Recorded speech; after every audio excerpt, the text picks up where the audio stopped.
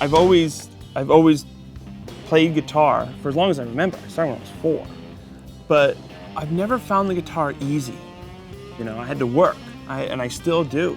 It's been just a 24/7 pursuit of making myself better as a guitar player. And that's how it all happened.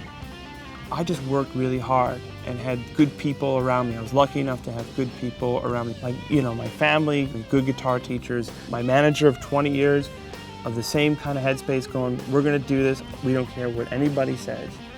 And through 20 years of going out there on the road, in vans, playing to nobody, drive 600 miles, play to nobody, you know, the words impossible would float around in terms of my career. But out of all, that's the thing I'm the most proud of, is that I proved it could be done.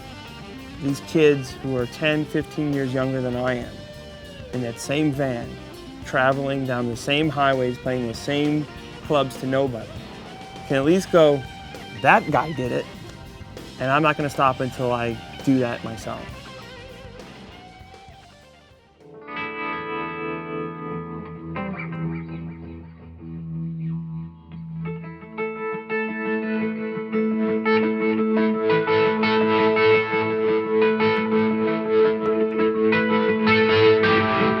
My pursuit of the guitar has been based on just a simple love of the instrument, love of the playing, love discovering new sounds, you know. It's all about the pursuit of the tone, you know, the voice. That's my real voice, you know. And that's the real passion for me, is when it works the way you want it to work.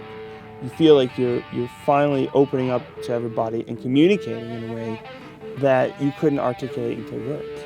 And the Crybaby is like an extension of the whole, the guitar as a human voice conversation.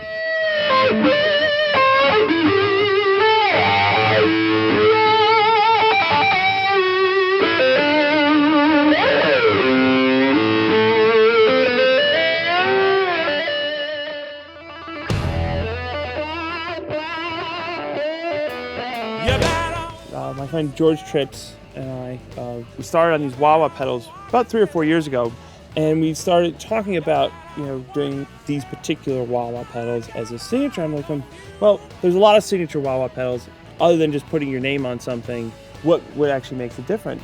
And Jeorge Tripps and Jimmy Dunlop said that it's the only Crybaby wah that has a thing called a halo inductor. And it really is different, and it really does change the way the sweep feels, not only to you as a guitarist, but also how the amp reacts as well. So you get this very wide frequency band that to me is very musical, and when you step on that particular wah-wah pedal, you know that you're using a wah-wah pedal because it's very live and very active and very forward.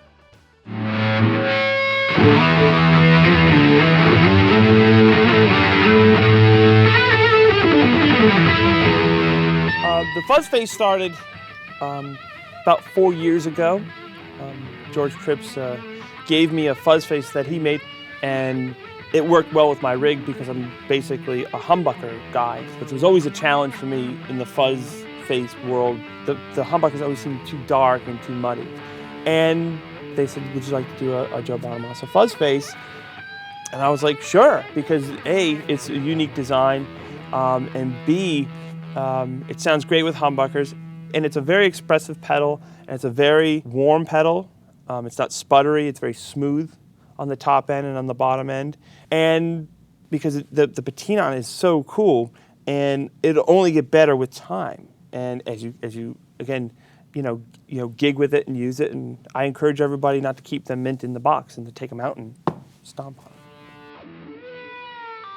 Both of the things that we're doing, both the wah and the fuzz face, literally have 3 or 4 years of development in it, and everything just kind of happened very organically. And that, to me, is the most rewarding part, because we didn't start off doing signature pedals and then develop them later. We developed these pedals just for my own personal use in the rig, and then they became these things that people can now buy.